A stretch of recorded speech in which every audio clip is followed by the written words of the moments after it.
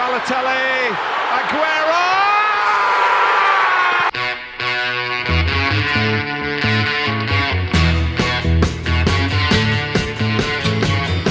Header, but Giroud! Oh, you beauty! What a head, son! What a head! What a head! Come on! Guess who? Guess who? It's him again! It's a stretch and it's in! Oh, I can't remember the last time I saw something like this! He's turned the tie around all by himself. Kane! Well, he's got another one. Humiliation! You know, we've had some unbelievable box-to-box players within the Premier League. Comme Icare, ils ont cru toucher le soleil du bout des doigts, mais se sont brûlés les ailes. Eux, ces joueurs promis à un bel avenir, mais qui ont déçu au fil du temps. Malchance, blessures, trop grosse pression, ils sont passés à côté d'une carrière annoncée comme radieuse.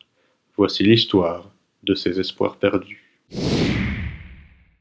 Oui, et ben on va commencer avec Scott qui va nous parler de ces trois étoiles filantes, comme on pourrait les appeler, ces joueurs qui n'ont pas eu la carrière espérée.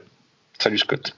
Exactement, salut tout le monde. Et donc mes trois joueurs sont Gérard Deulofeu, Daniel Sturridge et Xherdan Shaqiri. Donc on va commencer avec Gérard Deulofeu. Techniquement hyper doué, je pense qu'il n'y a pas de doute là-dessus, sur son potentiel, sur son talent. Un enfant de la Masia, comme on l'appelle, qui a été très très tôt adoubé comme un des potentiels futurs successeurs de Messi et qui aujourd'hui galère un peu à Watford. Quand il est sur le terrain, on voit de très très belles choses, mais c'est quand même souvent très très très, très inconstant. Ouais. C'est clairement le joueur. Vas-y Max. Non, mais je voulais dire que par rapport à ces petits éclats dont Scott parlait, moi j'ai en tête la demi-finale de la FA Cup l'année passée, où il met cette espèce de frappe enroulée à l'arrêt contre Wolverhampton, et ensuite il va mettre encore un autre but pour qualifier Watford en finale. Bon, la finale n'était pas terrible pour Watford, mais en l'occurrence, ce jour-là, c'était un de ces jours où Deulofeu a vraiment a montré toutes ses qualités, quoi. Ouais, et puis comme je disais, c'est un peu typiquement le genre de joueur à phase comme ça qui peut être excellent, même sur un seul match, qui peut être excellent quelques minutes et puis passer un peu à travers son match, qui a de bonnes phases, qui est capable de marquer des goals incroyables et puis on en a beaucoup parlé pendant 3 matchs, quoi. Donc c'est un côté très frustrant. Après, ce qui est intéressant chez Deulofeu, c'est de voir que comme disait Scott, il vient il vient de l'académie de Barcelone. C'est un pur produit, donc c'est assez naturel qu'il commence à jouer au Barça. Mais puis après, il part très vite à Everton en 2013. Et moi, je trouve que c'est déjà de base, c'est un bon choix de carrière, quoi. Tu vas en Première Ligue, qui est un championnat qui peut bien te former, et tu vas pas trop haut non plus. Et après, en fait, il est tout le temps resté à ce niveau avec des équipes comme Everton, puis Séville. Puis il est revenu un peu au Barça, il a fait un petit saut à Milan, et puis Watford maintenant qui est voire même bien plus bas, quoi. Donc c'est intéressant de voir qu'il avait pas mal commencé non plus. Ouais, surtout que son passage à Everton, c'était quand même une bonne petite réussite. Ouais. C'était pas Messi non plus, mais c'était très bien. Oui, et puis c'était l'époque, si je m'abuse, à ce moment-là, l'époque Everton-Martinez, c'était quand même une équipe qui jouait 6-7e en Première Ligue, c'était juste en dessous, sub-top, quoi. Et c'était avec Lukaku, c'était vraiment déjà une équipe qui performait bien, quoi. Donc voilà. Est-ce que Watford, j'ai pas le montant du transfert en tête, mais est-ce que Watford a fait une bonne affaire quand même en recrutant ce joueur-là définitivement? 13 millions d'euros ici, je vois. Je pense que pour 13 millions, c'est assez pas honnête. Énorme. Ouais. C'est assez honnête comme transfert, honnêtement. Et je pense que Deulofeu qui performe, disons, de manière plus régulière, ça vaut certainement peut-être un 30-35 millions facile, s'il avait vraiment cette qualité constante. Là, en l'occurrence, je pense qu'il paye vraiment le fait qu'il y a trop d'irrégularités, quoi. Ouais, et puis on voit mal un club mettre une somme pareille pour un joueur qui a déjà démontré qu'il avait du mal parfois au long terme, quoi. Exactement. Mais bon, après 26 ans, je veux dire, voilà, peut-être qu'il il va refaire son trou à Watford et retourner peut-être dans un club. Je pense que la Première Ligue lui convient relativement bien au final, parce que on a vu qu'à Milan, niveau statistique, c'est pas mauvais, mais c'est vraiment pas convenu. Après, Milan n'était probablement pas un bon environnement pour s'épanouir pour un jeune joueur comme lui, parce que Milan, c'est toujours pas fini, mais rappelons-le qu'ils étaient quand même, ils étaient retombés très très bas dans ces années-là, non. Oui, ça c'est vrai aussi. C'était pas le contexte idéal, c'est clair. Non. Alors, mon deuxième joueur, c'est Daniel Sturridge. Je pense qu'on a tous quelques images qui viennent en tête dès qu'on parle de lui, notamment son association avec Raheem Sterling, avec Luis Suarez et ses petites célébrations avec sa danse des bras comme ça qu'il faisait, qui était très fort.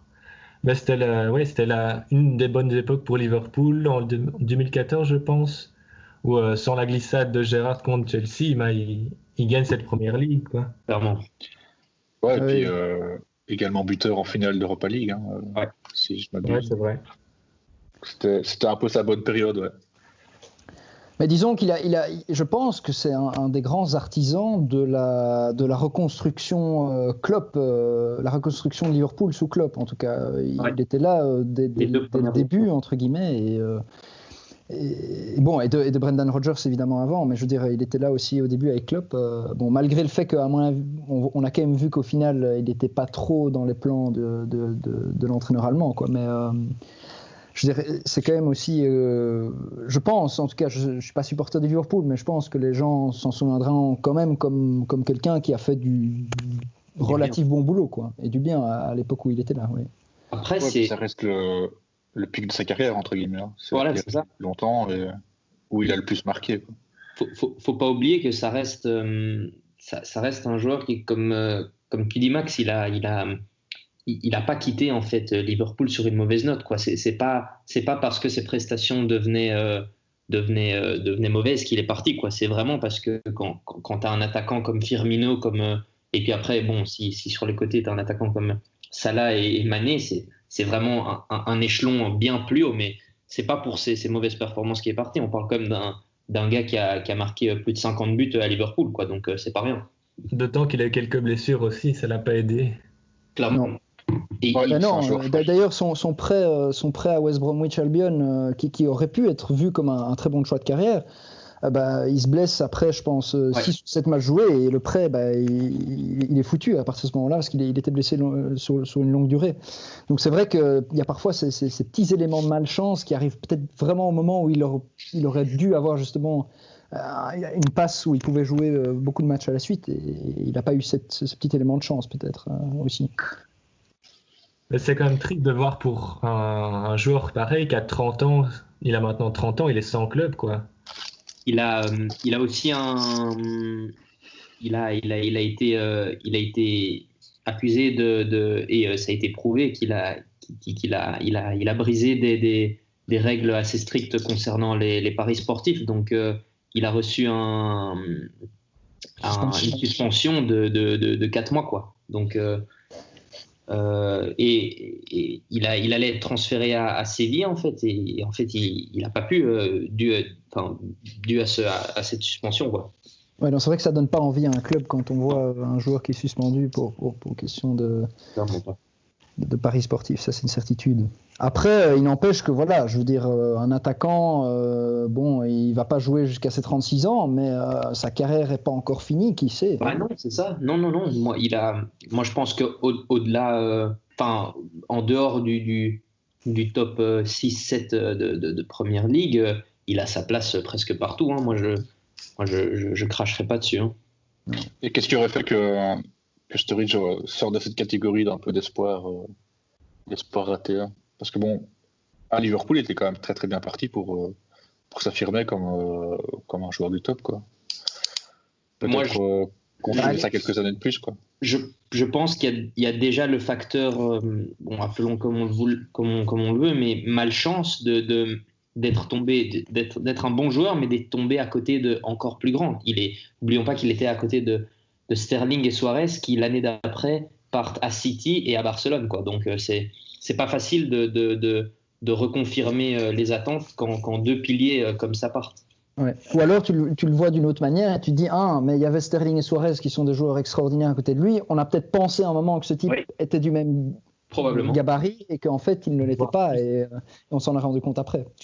Parce que c'est vrai que jusqu'à Liverpool, son parcours est un peu typique de l'espoir qui a du mal.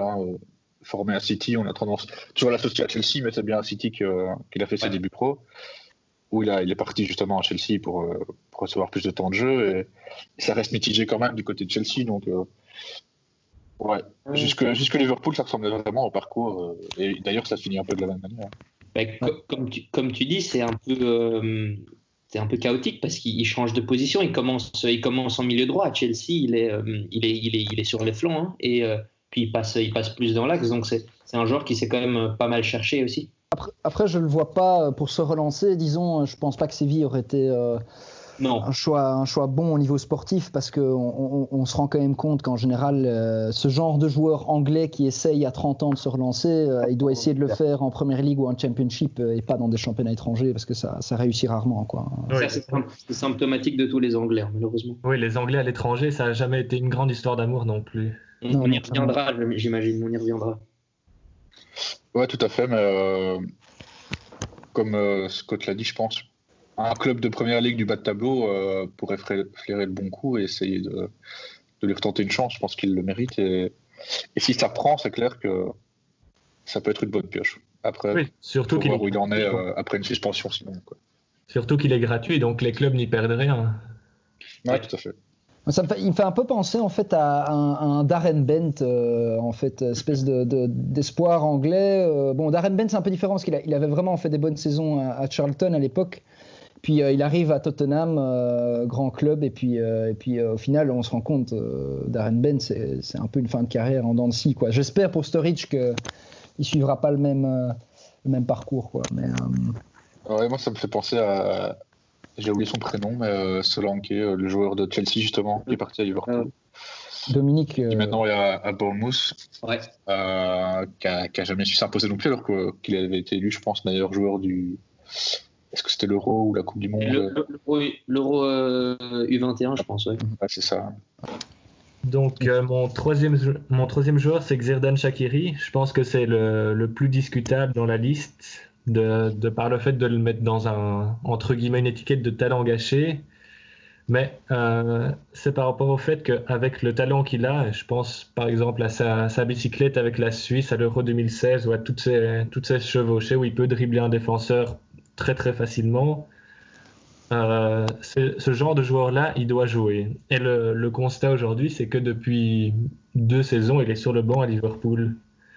Alors, certes, c'est à Liverpool, mais il faut qu'il joue. C'est pas possible. En tant que spectateur, en tant qu'amateur de foot, je veux voir jouer des joueurs pareils. Non, c'est terriblement frustrant parce que, comme tu dis, capable de superbes éclats. Et je pense que Shaqiri, c'est peut-être pas une question d'irrégularité, c'est vraiment comme si on avait l'impression qu'il a jamais eu vraiment une vraie chance de jouer dans un peut-être relatif grand club de manière régulière, quoi. Parce que chaque fois qu'il passait dans des clubs comme le Bayern ou ici à Liverpool maintenant, il n'a jamais enchaîné 15-20 matchs à la suite parce qu'il était indéboulonnable. Ouais, mais paradoxalement, je trouve qu'il a quand même bien négocié son arrivée à Liverpool, dans le sens où il n'arrivait pas avec un statut de titulaire. Un joueur qui vient de Championship comme ça, c'est difficile de prétendre beaucoup plus. Et il a fait quelques bons matchs, quelques bonnes entrées au jeu, et en sortie de banc, c'est clair que ça reste intéressant. Maintenant, comme dit Scott, il mérite d'être titulaire et de jouer tous les matchs. C'est clair que... Non, vas-y, Thibaut, pardon. Non, j'avais fini mon idée. Vas-y. Mais moi, je trouve qu'encore une fois, il y a une importance du choix de l'équipe. C'est-à-dire que et c'était assez clair que c'est un très bon joueur, comme dit Scott, c'est un plaisir à voir jouer. Maintenant, je ne pense pas qu'à l'époque, il avait les épaules pour prétendre à une place de titulaire au Bayern. Mais puis après, il fait un choix qui à mon avis, est désastreux. Il part à l'Inter. À l'Inter, en 2015, c'est suicidaire. C'est pas un championnat qui lui convient, à mon avis, l'Italie. Il y a joué 15 matchs. Et Et c'est pas une équipe avec un environnement stable. Et tout comme l'autre côté de Milan. À Milan, à l'AC Milan, c'était loin d'être chouette aussi pour les talents. Mais moi, je pense que ça a été décisif dans le fléchissement vers le bas de la carrière, quoi. Oui, je pense que les choix de carrière là-dedans ont vraiment pas été bons. Il y a trop d'écart entre être titulaire indiscutable dans un petit club comme Stoke City qui n'a vraiment pas un jeu palpitant, et de l'autre côté de se retrouver à Liverpool, c'est quand même un petit peu trop pour lui. Je le verrais bien dans un bon club anglais comme Arsenal, où je pense qu'il aurait sa place et qui pratique du beau jeu, qui lui conviendrait à merveille. C'est vrai que ça serait intéressant. C'est clair que moi, au vu des performances, je veux dire, aujourd'hui, je suis supporter Arsenal, je me demande si je préférerais pas un Shaqiri à un Pepe, par exemple. Enfin, ou en tout cas, il y aurait débat, quoi. Il y a débat, en tout cas. Ouais, c'est clair qu'en tout cas, Shaqiri connaît l'Angleterre, ça c'est par rapport je à pense Pepe, que c'est un championnat qui lui convient bien, je pense. Et c'est paradoxal parce que, vu sa taille, on ne s'attendrait pas à ce qu'un joueur aussi petit réussisse dans un championnat comme ça. Même si c'est un peu cliché de dire ça régulièrement, parce que bon, Hazard l'a fait, mais ça aurait pu coûter cher aussi. Je pense qu'on a fait le tour des 3 de Scott. On va passer à Max. Yes. Salut à tous. Moi, je vais commencer par un jeune joueur anglais, Ravel Morrison. Vous vous souvenez peut-être de Ravel Morrison qui a signé à 16 ans à Manchester United. À l'époque, on en avait un peu parlé en disant un petit jeune, comme beaucoup de jeunes d'Angleterre, jeunes anglais à l'époque. Et pour en fin de compte jouer 3 fois, c'était dans des coupes avec Manchester United. Il a été transféré ensuite à West Ham, qui a un peu été son club, entre guillemets. Enfin, en tout cas, on associe Morrison plutôt à West Ham. À 19 ans. Et en fait, là, Sam Allardyce, qui était le boss de l'époque, lui a directement dit on va le prêter à Birmingham en Championship, où il fait une très très bonne saison. Et donc il revient à West Ham, on va se dire, tout le monde se dit il va jouer, sauf que donc il joue au début de saison et puis étonnamment il est prêté à QPR pour la deuxième partie de saison. Et puis s'en suivent une série de prêts, de transferts un peu ratés et en fait Morrison c'est vraiment assez révélateur de ce genre de joueurs jeunes anglais qui font des mauvais choix de carrière, qui n'ont peut-être pas une hygiène de vie optimale. Parce que là, il se retrouve à 27 ans. Je pense ça va être compliqué de relever la pente, quoi, parce que un transfert à la Lazio en 2015, après ces années à West Ham, qui est complètement enfoiré, parce qu'il se finit par jouer que 4 matchs. Bon, il était blessé souvent aussi, mais c'est ça qu'on dit, hein, malheureusement, le football anglais et les footballeurs anglais s'exportent assez mal à l'étranger, et encore plus quand c'est dans une culture complètement différente comme l'Italie ou l'Espagne, quoi. Ouais, et pourtant il avait réussi à rebondir à Sheffield, donc la preuve que des clubs voulaient quand même lui faire confiance. Ouais. Oui, après c'est évidemment ce genre de transfert où Sheffield débourse quasi rien et se dit c'est un pari, et puis si ça ne marche pas, au final on n'y perd pas grand chose. Ouais. Et donc c'est ça en fait, et c'est souvent ce qui s'est passé dans la carrière de Morrison, c'est qu'il mettait fin à ses contrats prématurément, puis s'entraînait un peu avant le début de saison avec une nouvelle équipe, puis finissait par signer avec cette nouvelle équipe. Et en fin de compte, à la fin, ça ne marchait pas non plus. Parce que là, Sheffield, c'est exactement ce qui s'est passé, mais en fin de compte, en janvier, prêté à Middlesbrough en Championship. Donc, c'est à chaque fois la même chose qui se passe, quoi. Donc, c'est un peu triste parce que je pense que, tout le monde voyait ça comme un bon milieu potentiel pour l'équipe nationale anglaise. Je pense que les espérances se sont très vite calmées. Alors après, est-ce que c'était vraiment un bon joueur ? Ça, on le saura probablement jamais. Ouais, même sûrement, à mon avis, parce que c'est clair qu'à 27 ans, ça sera difficile et juste en parcours, ça sera difficile de rebondir, je pense. Mais je pense que c'est un très très bon joueur, mais que son caractère de cochon n'a vraiment pas aidé. Je pense que les coachs devaient être assez frustrés de se clasher tout le temps avec, alors qu'il a des qualités, mais presque tombées du ciel, quoi. Oui, non, moi je pense que Manchester United c'est pas mal planté. Enfin bon, s'il le signe aussi jeune, s'il a ce début de parcours entre guillemets, c'est probablement pas pour rien non plus. Donc doit y avoir des qualités quelque part. Mais bon, vraisemblablement le caractère a pris le dessus. Ok. Ouais. Donc voilà, ça c'était pour mon premier joueur. Mon deuxième joueur, c'est un joueur que je connais bien parce que bon voilà, je suis supporter du Standard. Ça fera des heureux et des moins heureux, mais c'est Eliakim Mangala qui a été formé, on se souvient, à Wépion, puis ensuite passé par Namur et enfin arrivé au Standard. Donc Mangala, c'est un peu un joueur qui a fait toutes ses classes vachement jeune au final, parti à Porto autour de sa vingtaine. Pour ensuite être transféré pour les fameux 54 millions d'euros à Manchester City en 2014, qui est à l'époque le défenseur le plus cher de l'histoire. En fin de compte, il fait 2 très bonnes saisons. Enfin, en tout cas, en termes de temps de jeu, c'était au-delà des 30 matchs joués par saison sous Pellegrini. Le problème pour lui, c'est qu'il y a un certain Pep Guardiola qui arrive en 2016 et qui lui dit directement, vraisemblablement, tu ne rentres pas dans mes plans. Et donc, lui a gentiment demandé d'aller à Valence en prêt. Puis il est revenu à Man City pour repartir à Everton en prêt, puis revenir une saison à Manchester City où il ne joue pas. Et puis en fin de compte, il a été transféré à Valence cette saison, gratuitement. Donc Man City a quand même fait une sacrée perte dans l'histoire. Mais là où je pense que c'est un talent un peu gâché, c'est que intrinsèquement, je pense que Mangala est vraiment un bon défenseur.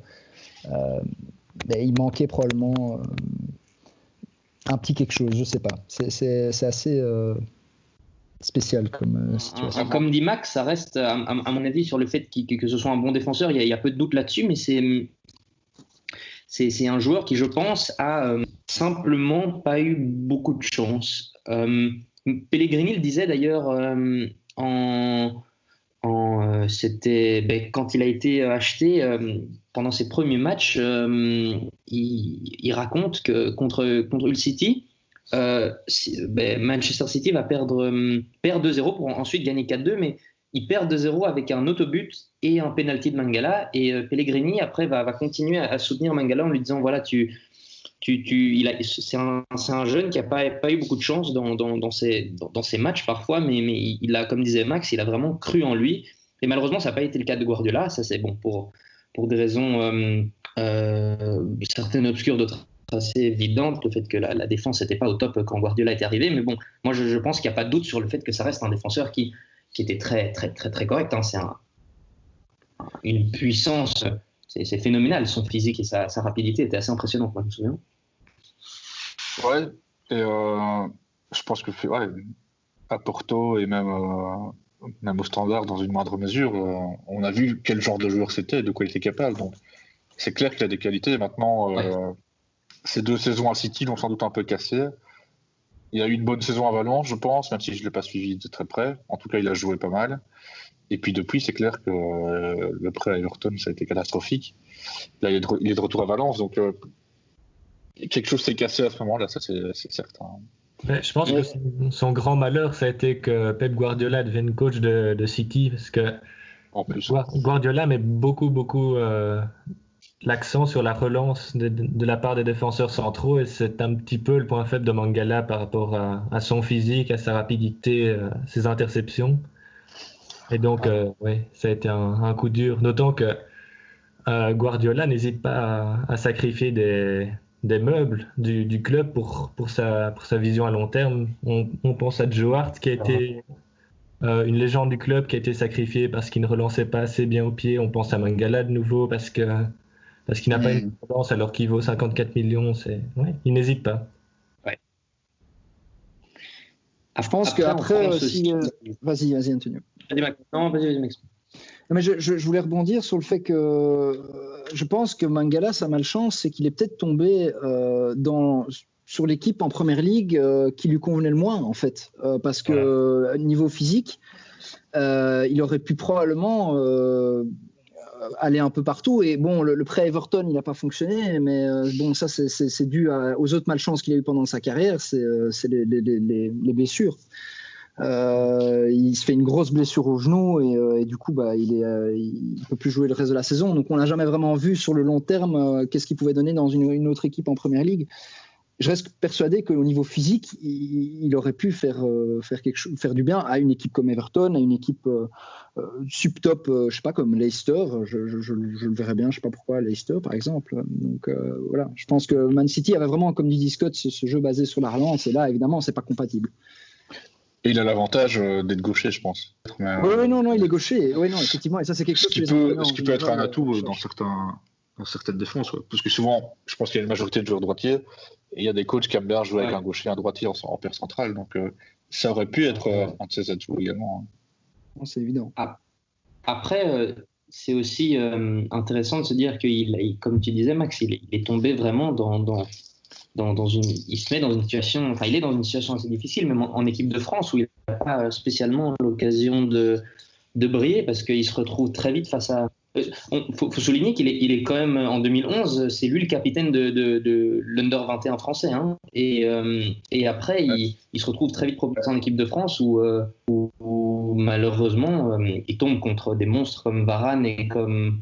Bon, ça c'est plus questionnable, mais Umtiti, qui était à l'époque Koscielny, Umtiti, tout ça, c'est quand même des gros gabarits devant lui qui lui ont pas forcément donné la chance de proposer le football qu'il voulait, quoi. Voilà. Ensuite, on va passer à mon troisième joueur. Je pense que la plupart d'entre vous s'en souviendront. C'est Bébé, c'est l'espèce de Portugais que tout le monde présentait comme un futur grand à un moment, parce que voilà, on s'était dit Sir Alex Ferguson qui amène un Portugais à Manchester United, ça nous rappelle quand même étrangement une histoire qui a bien fonctionné.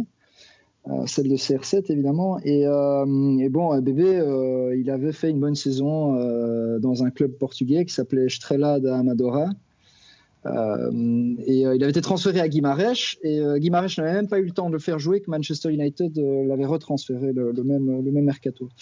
Le problème, c'est qu'au final, Bébé il jouera 2 matchs de Première Ligue, 5 matchs de Coupe, et ce sera fini sur une saison, et puis il va enchaîner une série de prêts donc tout ça arrive en 2010 et jusqu'en 2014, où là il est transféré définitivement à Benfica, retour au pays, et même à Benfica au final il va enchaîner une série de prêts, pour retourner en Espagne après, un parcours chaotique, et donc voilà, bon, je pense que c'est un peu différent des autres, parce qu'en l'occurrence Bébé on l'a jamais vu vraiment à l'œuvre en Première Ligue pour peut-être statuer sur ses vraies qualités. Et après, quand on regarde son parcours, je pense que il n'y a pas beaucoup de buts marqués. Je pense qu'il était peut-être juste pas bon du tout. Ouais, c'est un peu paradoxal, parce que j'ai l'impression que ce genre de joueur est un peu sauvé par un passage même raté à United, en se disant c'est le Bébé d'United, donc c'est un joueur talentueux, on va essayer de faire quelque chose, quoi. Et même si on voit sa carrière, c'est que des clubs, peut-être Benfica, hormis Benfica, que des clubs du subtop qui doivent se dire on a peut-être quelque chose là. Mais là, on constate que ça donne rien au final, quoi. Ouais, à chaque fois le constat est le même, c'est un peu problématique. Ouais. United était aussi dans ce genre-là, était à cette époque une grosse entreprise qui faisait venir par centaines des talents, et qui très vite, sous Alex Ferguson, disait toi oui, toi non. Donc c'est quelque chose d'assez paradoxal, parce que oui, il est passé par United, mais il y a des centaines de noms qui ont, comme lui, fait 2-3 matchs, et qui très, très très vite, sous Ferguson, il était assez direct, hein, il lui dit toi oui, toi non, et toi c'est en dehors de mon club, quoi. D'autant que Ferguson l'a jamais vu jouer, à ce qui paraît, c'est plutôt son adjoint portugais, Carlos Queiroz, qui a été justement sur le terrain, qui l'a pris, et Ferguson lui avait fait confiance à la suite des transferts de Nani et de CR7. Mais bon, on voit ce que ça a donné. Ouais, un ça gros peut pas flop. marcher à tous les coups. Ouais. Non, c'est clair. Non, après, je veux dire, en tant que fan de Man U, je veux dire, le trade-off, bon, si on peut avoir un Bébé pour avoir aussi un Nani et un CR7, on dit pas non, c'est une certitude. Hein. Mais il faut parfois se tromper, ça c'est une certitude.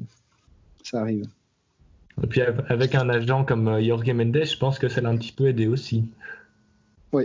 Est-ce qu'il y a eu d'autres Portugais depuis à United? Il y a Diogo Dalot qui est là pour le moment. Bon, il est encore jeune, Diogo Dalot, donc je pense pas qu'on puisse vraiment juger, mais qui a montré parfois des bonnes choses, mais qui a encore beaucoup à apprendre, je pense.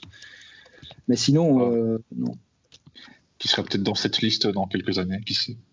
Qui sait? Il y a Fernandes maintenant. Oui, aussi. Ah oui, Bruno Fernandes. Oui, oui, évidemment. Bien sûr. Bon, lui, par contre, c'est peut-être une autre paire de manches. Mais, ouais. Ok, merci Max. On va passer à Antonio maintenant. Salut à tous les gars. Voilà, moi je vais présenter mon top 3 ou flop 3. Mon premier, c'est un joueur que vous devez plus ou moins tous connaître, c'est Mario Balotelli. Mon deuxième, ça va être Federico Macheda pour continuer dans la lignée italienne. Et le troisième joueur, c'est Bojan Krkić, l'espagnol. Donc on va commencer avec le plus gros, peut-être le plus frustrant, Balotelli, qui pour moi reste un de mes joueurs favoris, à titre évidemment personnel, pas spécialement pour ses caractéristiques, mais un peu pour cette opposition constante, cette espèce de gros paradoxe ambulant qu'il est, qu'il a un bagage technique et footballistique incroyable, énorme, ça je pense que personne ne le nie, mais qui au cours de sa carrière l'a gâché tellement facilement. Il avait vraiment les portes du football européen qui s'ouvraient à lui après des années brillantes à l'Inter et au début à City, et puis après le déclin lent mais très certain avec Milan, Liverpool, Nice, Marseille, et puis maintenant l'espérance avec la reconstruction à Brescia, mais pas quelque chose de très brillant en effet jusque maintenant, quoi. À quel moment ça s'est dégradé pour toi? Liverpool? Milan déjà. Moi, je pense qu'il quitte Manchester City en 2013. Il rebondit assez bien à Milan. Milan est un club qui a laissé partir tous ses grands empereurs à ce moment-là. Ils ont laissé partir Maldini, Nesta, Inzaghi, Gattuso, Seedorf. Et il arrive dans un Milan avec... donc moi, je me souviens, il arrive dans un Milan et il fait des très bonnes choses là. Il est assez performant, il marque et il se charge vraiment du job d'attaquant. Mais puis, puis il y a quelque chose qui se brise là en fait. Il y a Liverpool qui arrive pour essayer de se reconstruire, mais c'est catastrophique Liverpool à cette époque avec Balotelli. C'est vraiment pas glorieux, quoi. Ouais, parce que comme tu dis, à Milan, je vois en une saison une trentaine de buts, toute compétition confondue, c'est quand même pas rien, quoi. Après, c'est indéniable. Je veux dire, au niveau du caractère, il y a toujours eu un problème avec Balotelli. Je veux dire, on se souvient, je veux dire, c'est un peu facile de se souvenir que de cet épisode-là, parce que ce serait un peu réducteur de réduire la personnalité de Balotelli à ça, mais c'est cet épisode en pré-saison à Manchester City où il fait cette talonnade devant le but alors qu'il peut faire la passe à Dzeko, je pense, si je me souviens bien, à l'époque, et Mancini le sort instantanément du terrain. Et il y a cette espèce de jeu de regard entre les deux, sans une tension assez énorme. Et bon, c'est voilà. Et puis bon, Balotelli, c'est aussi quelqu'un qui, quand il marque contre Manchester United dans ce fameux derby où United perd à domicile, c'est une raclée, quoi. Et il sort ce message Why always me. Enfin, c'est des petits épisodes qui ne caractérisent pas toute la personnalité de Balotelli, mais sont quand même assez révélateurs de ce qu'il peut faire de temps en temps. Ça. Mais c'est un personnage à part entière, hein. C'est une entité médiatique. C'est quelqu'un qui a toujours adoré, peut-être un peu inconsciemment aussi, hein, mais qui jouait avec, comme tu disais Max, Why Always Me. Bon, après, il y a eu beaucoup d'histoires de racisme et de critiques envers lui qui étaient absolument pas justifiées. Mais il a toujours eu ce caractère très, très rebelle et provocateur à dire voilà, moi je suis Balotelli et quoi qu'il arrive, je me laisse pas marcher sur les pieds. Et voilà, ça a entraîné tout le personnage qu'il est maintenant, mais voilà, il a jamais changé sa ligne directrice, malheureusement. Et au final, l'Italie, vas-y. il aurait été coaché par des entraîneurs comme Mancini, comme Mourinho, et au final, aucun n'aura su l'encadrer. Je me mets à leur place, ça doit être hyper frustrant d'avoir un talent pareil dans leur noyau et de pas savoir en faire grand-chose au final. Après, moi, et l'Italie est passée clairement à côté de quelque chose, je pense. Hein. Un joueur Ah pareil, oui. qui a démontré de quoi il était capable, et le voir sans manquer de respect à Brescia, à 29 ans, on l'attendait ailleurs. Hein. Non, mais c'est clair. Mais après, il faut dire aussi que c'est un gars qui a eu énormément de deuxième chance. Hein. C'est pas donné à tout le monde après avoir fait ce que tu fais, après avoir des gros échecs comme à Liverpool, après être revenu à Milan et avoir été désastreux. Il est à Nice. Bon, c'est des clubs qui sont peut-être pas au top du top, mais il revient encore quand même en Italie. Puis je veux dire, c'est pas. On lui a donné beaucoup et beaucoup de gens étaient assez indulgents et malheureusement il a pas repayé la confiance qu'on lui avait accordée tout le temps, quoi. Encore révélateur, moi je repense à un dernier truc à propos de Balotelli, puis on pourra passer au suivant, mais c'est cette fameuse anecdote, tout le monde l'a vu, de Mourinho qui raconte qu'à l'époque de l'Inter, Balotelli avait une carte jaune en première mi-temps, et il lui dit à la mi-temps, il lui dit Mario, calme-toi parce que je veux finir ce match à 11, quoi. Et je pense que c'était 2-3 minutes après le début de la deuxième mi-temps, il se prend une deuxième jaune, il est dehors. Donc c'est ce genre de petite phrase que après voilà, Mourinho le raconte en rigolant, voilà, mais je pense que c'est parfois, je veux dire aussi dans le feu de l'action, quoi. Balotelli a probablement eu des moments dans sa carrière où il a été très impulsif dans ses actions, quoi. Il n'a pas trop réfléchi. C'est révélateur, c'est clair. Mais on n'en est heureusement ou malheureusement pas à la fin des talents italiens gâchés en Première Ligue, parce qu'on repart tout de suite avec Federico Macheda.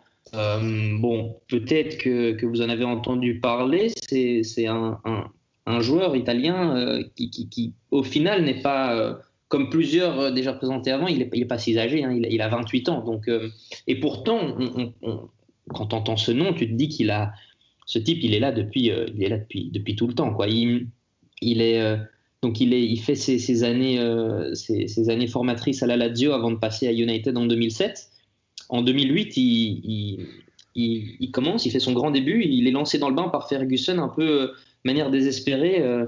Et il marque, finalement, il donne la victoire à United très vite. Et très vite, il y a cette grande hype qui commence autour de lui. Il est considéré comme le prochain numéro 9 peut-être pas à ce moment-là, mais un grand talent qui peut aller très loin. Et puis, catastrophe. Hein. Je pense qu'on s'est fort trompé sur ce pauvre Macheda qui au final a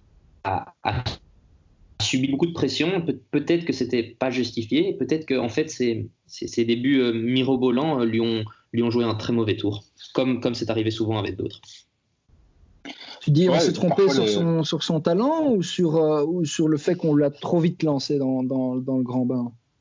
Je pense que c'est un peu des deux, parce qu'il montre certainement des bonnes choses dans les équipes de jeunes, mais en fait, il a payé très, très, très fort cette super prestation au début, quoi. Il marque et très vite, on le considère comme un joueur fantastique et il a malheureusement pas su gérer et pas su répondre aux attentes, parce qu'après, donc entre 2008 et 2014, il est tout le temps à United et pourtant il passe de prêt en prêt. Hein.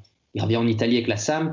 Il repart en Angleterre avec QPR, puis c'est l'Allemagne avec Stuttgart, et puis il repasse encore en prêt au Doncaster Rovers, puis à Birmingham, puis Cardiff, qu'il achète finalement en 2014. Mais oui, c'est chaotique. C'est 7 années de bouger. Enfin, comme bouge, tu disais, les circonstances peuvent parfois vous propulser à un statut qui n'est pas le vôtre, quoi. Voilà. Et là, c'est typiquement ça. Le mec marque pour ses débuts, forcément, on va en faire des tonnes.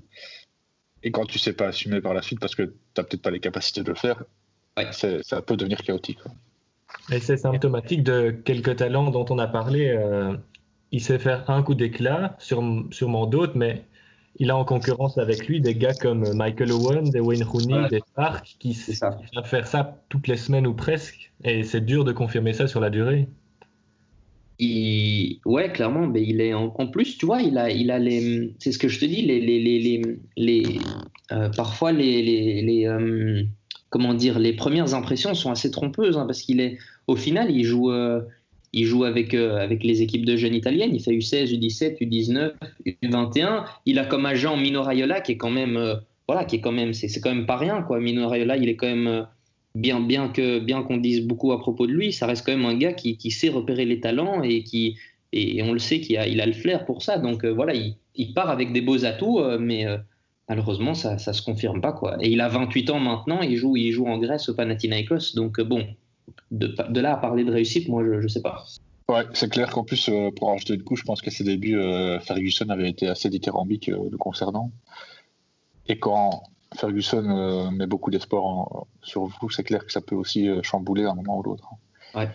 On va passer donc maintenant à mon troisième petit protégé qui n'a jamais su montrer de quoi il était capable. C'est notre ami Bojan Krkić, joueur espagnol qui, encore une fois, n'est pas si âgé que ça. Hein. Il n'a que 29 ans et pourtant il est là depuis un bon bout de temps. Donc c'est un gars qui, comme Deulofeu avant, il vient de la Masia, donc c'est un pur produit barcelonais, catalan. C'est un gars qui était, on lui prédisait un avenir mais radieux. Hein.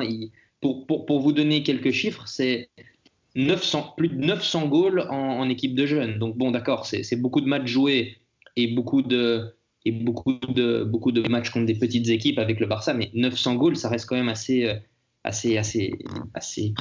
Enfin, c'est quand même quelque chose d'assez fantastique, quoi. Et il joue plus de 100 matchs avec le Barça avant de se retourner puis de partir à la Rome, au Milan, l'Ajax, et puis il atterrit dans notre championnat, Stoke City en première ligue, encore une fois sans jamais rien montrer de fantastique, hein. Et ça, c'est peut-être il l'a peut-être payé dû aussi aux grandes attentes. C'était le prochain Messi, mais aussi au fait que Stoke n'a jamais été réputé pour offrir un jeu spectaculaire. Ce qui est paradoxal parce que on l'a vu tantôt, Stoke a quand même attiré des joueurs très techniques. Ouais. Donc Boran, Shaqiri, on l'a vu, et des gars comme Afellay aussi. Donc, oui, clairement. C'est assez dingue de voir que cette équipe qui joue pas un football très chatoyant arrive à engager ce type de joueurs. Oui, surtout, je veux dire, Mark Hughes, qui était l'entraîneur à l'époque, c'est pas un entraîneur qui jouait extrêmement défensif. Hein. Justement, on disait à l'époque qu'il essayait de tenter quelque chose à Stoke en changeant un peu la. Mais bon, ça n'a pas pris, quoi. En tout cas, pas de la manière dont il le voulait. Ça, c'est une certitude. Mais oui, mais encore une fois, je pense que c'est un réel problème dans le foot en général. C'est évidemment, c'est très humain et très compréhensible comme réflexe, mais c'est de se dire que dès qu'un petit jeune brise un record ou fait X prestations, lui, donc Bojan, il brise le record de Messi, il devient le plus jeune, je ne sais pas s'il l'a encore, mais en tout cas, il a brisé le record de Messi, il est devenu le plus jeune joueur à marquer en Liga. Donc ça, je pense que malheureusement, ça n'a pas aidé. Ça peut peut-être aider au début, mais quand on voit où il est maintenant, il est à Montréal. Je pense pas que ça ait aidé plus que ça. Non, je crois que je reviens plus sur son nom, mais un jeune de Barcelone l'a brisé récemment. Fati, je pense. Ansu Fati. Ah oui. Ansu Fati, oui, ça doit être lui. Ouais. Je suis pas certain, mais je pense. Après. Oui, je suis quasi sûr maintenant qu'il a battu ce record. Mais justement, c'est ça qui est encore pire avec Boran, c'est que sa première période Barça, il faisait partie des joueurs cadres et il avait atteint un statut de joueur titulaire presque, mais je veux dire, il était là. Il a quand même mis Thierry Henry quelquefois sur le banc aussi, hein, c'est pas rien. Non, c'est clair. C'est pour ça qu'il faudra regarder le Fati, il faudra regarder. Hein. Je veux dire, attendons de voir avant de dire que c'est la prochaine. Parce que quand on voit le dessin de Bojan, ça fait réfléchir. Être comparé à Messi, ça fait jamais du bien quand tu es trop jeune. Certitude. Oui, ces jeunes joueurs-là, ils ont quoi ? Ils ont 18 ans. Quand on voit toute la pression qu'ils ont, c'est dans leur tête, c'est vraiment pas facile à gérer. Ils commencent un petit peu à réaliser ce qu'ils ont fait. Et c'est un peu. Ça fait très vite peur. Non. Donc Et donc voilà, encore une fois, symptomatique des talents qui n'ont jamais pu montrer peut-être ce qu'ils valaient à long terme, c'est cette succession de prêts et de changements de club pour au final ne jamais s'établir concrètement et à long terme. Et voilà, hein. Et voilà où on en est. Et avec 29 ans aujourd'hui, qui joue du côté de l'Impact Montréal. Oui. Ouais. 29 ans en MLS, c'est quand même déjà assez significatif, un signe assez distinctif, hein, qu'il espère plus grand-chose de sa carrière, je pense. C'est peut-être encore une année ou deux en MLS, puis la Chine et la retraite, hein, à mon avis. À toi Thibaut, alors du coup. Ok, le premier, je pense qu'il est connu de tous. Il fait partie de ces exemples belges qui seront sans doute cités comme les promesses manquées. C'est Adnan Januzaj, qu'on a bien connu évidemment du côté d'United, qui a fait ses débuts là-bas à 18 ans, en 2013 déjà. Donc ça fait 7 ans. Il est dans une autre vie presque. Et il se retrouve un peu propulsé dans un contexte particulier à l'époque. On est dans le post-Ferguson. On lui met beaucoup de pression dès ses débuts. Je pense qu'il hérite du numéro 11 de Giggs. Donc, beaucoup de pression. Et il se débrouille pas si mal que ça dans sa première saison, puisqu'il joue beaucoup. Il sera même sélectionné avec les Diables pour la Coupe du Monde 2014. Seulement quelques mois après ses débuts. Donc, un début de carrière fulgurant, mais qui, au fur et à mesure, commence un peu à s'effriter. Peut-être dû à son âge, son manque d'expérience et une certaine, un certain manque de discipline peut-être aussi. Et une équipe d'United qui tourne pas bien, donc voilà, tout ça mis ensemble fait qu'il a besoin de changer d'air. Et il est prêté à Dortmund, où ça se passe pas super bien. Puis il est prêté à Sunderland, où il joue une saison entière. Il jouera pas mal, mais de nouveau sans répéter ses exploits de début. Et aujourd'hui, qui est du côté de la Sociedad, où ça se passe pas trop mal. Mais de nouveau, on est clairement sur un joueur capable de mettre des étoiles dans les yeux des supporters, parce que ses débuts à United, c'était vraiment fantastique en termes de...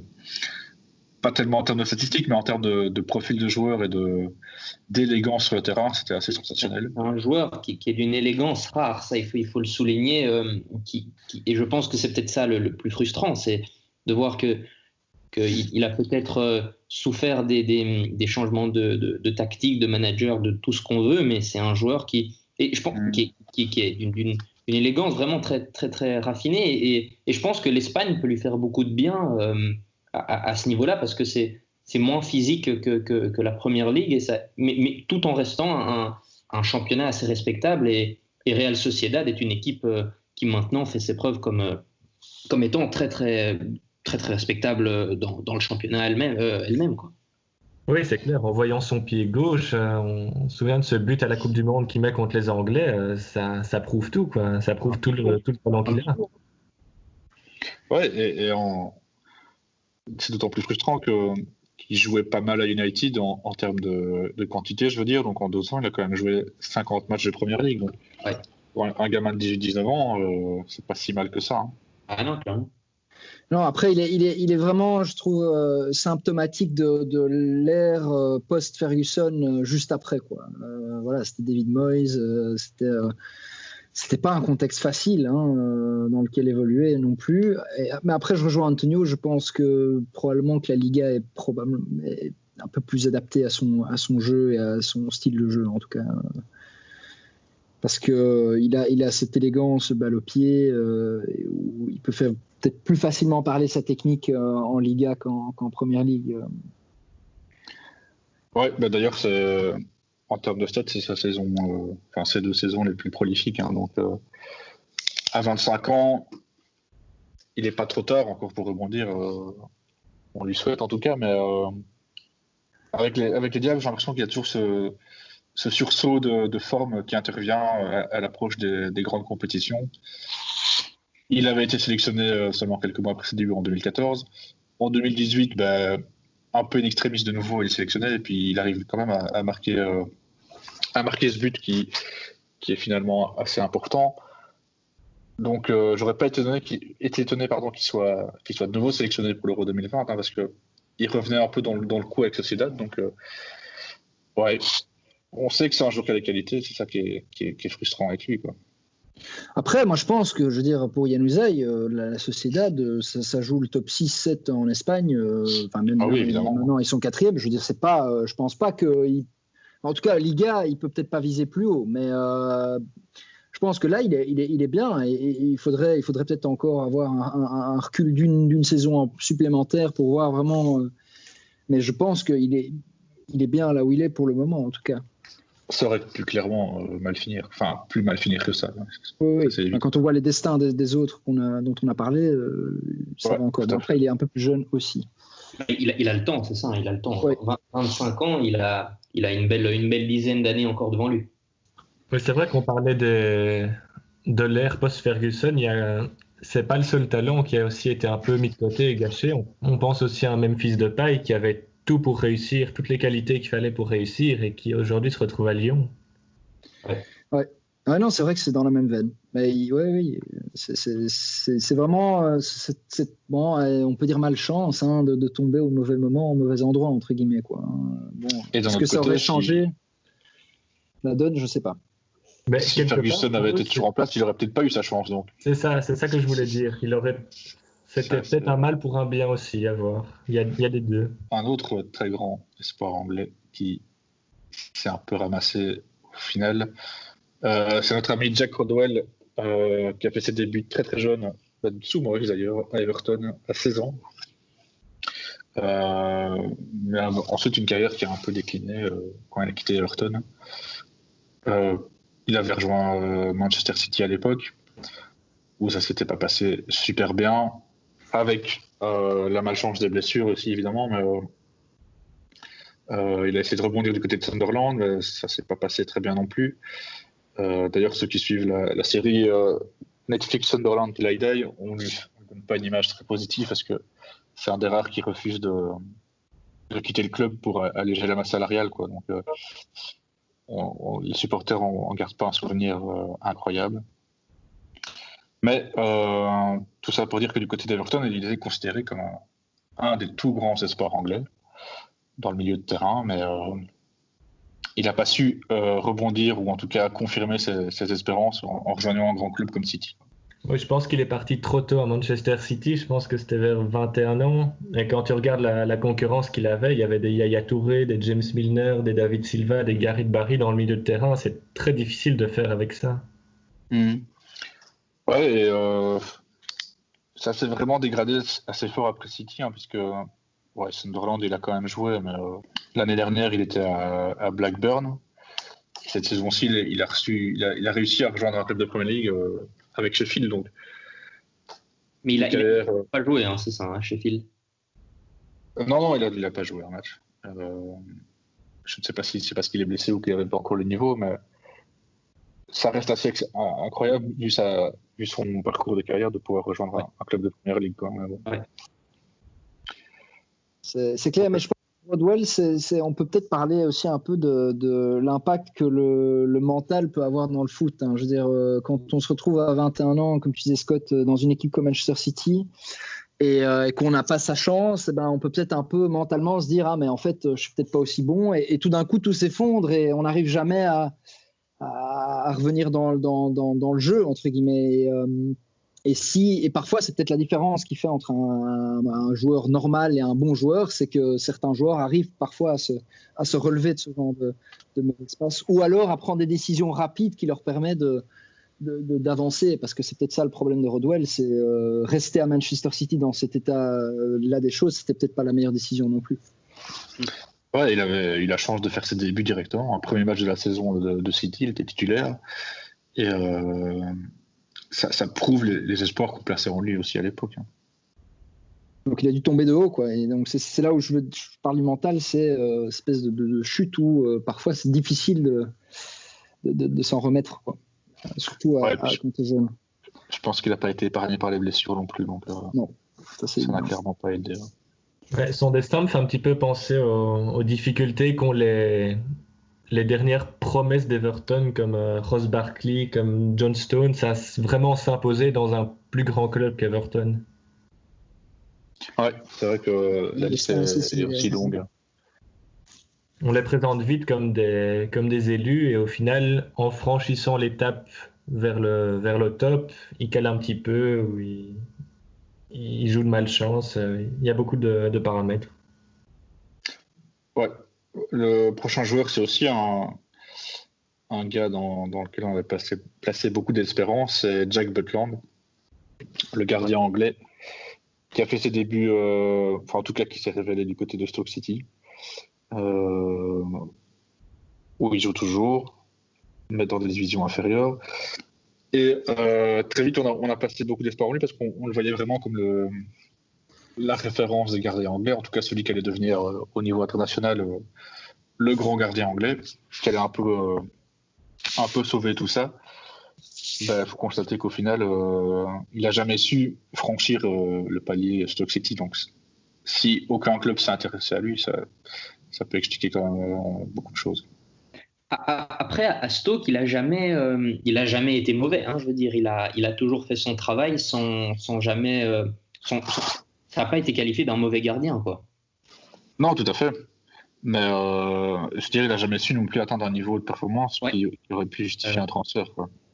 Non, c'est clair. Mais après, oui, moi c'est ce que je pense, c'est que tu disais, Thibaut, qu'il n'a pas eu la chance de faire peut-être ses preuves en équipe nationale ou quoi, face à un Pickford qui reste pour moi complètement discutable quant à sa titularisation comme premier gardien anglais. Hein.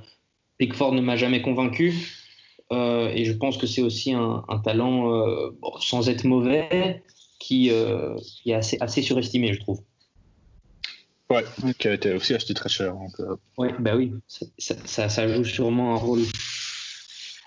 Ouais, mais que ça soit Pickford ou Butland, c'est tellement symptomatique du problème que l'Angleterre a avec les gardiens depuis maintenant une bonne dizaine d'années. Hein, je veux dire, peut-être David Seaman, dernier grand gardien anglais, ou Paul Robinson. Encore.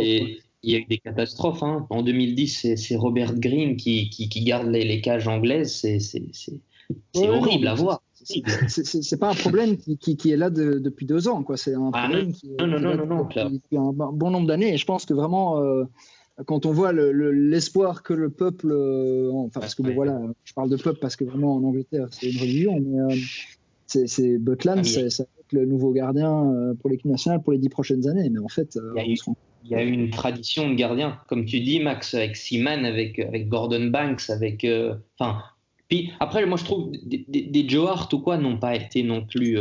Oui, j'allais dire. Joe Hart a fait le travail d'une certaine manière, sans frasque comme certains de ses prédécesseurs. Non, c'est ça. Voilà.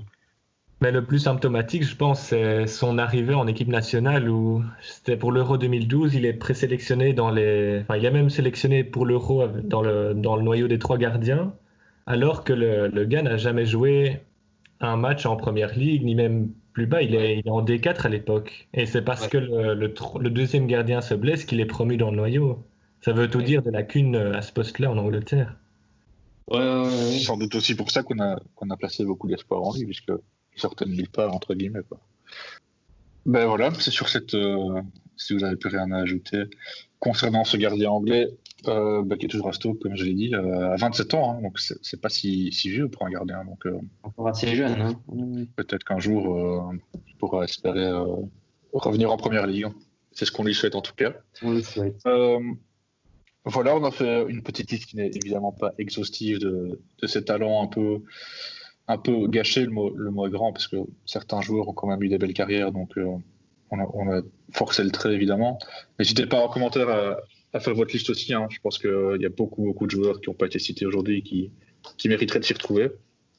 Et voilà, n'hésitez pas à liker la page et partager tout ça.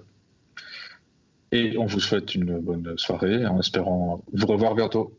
Salut. Salut. Salut.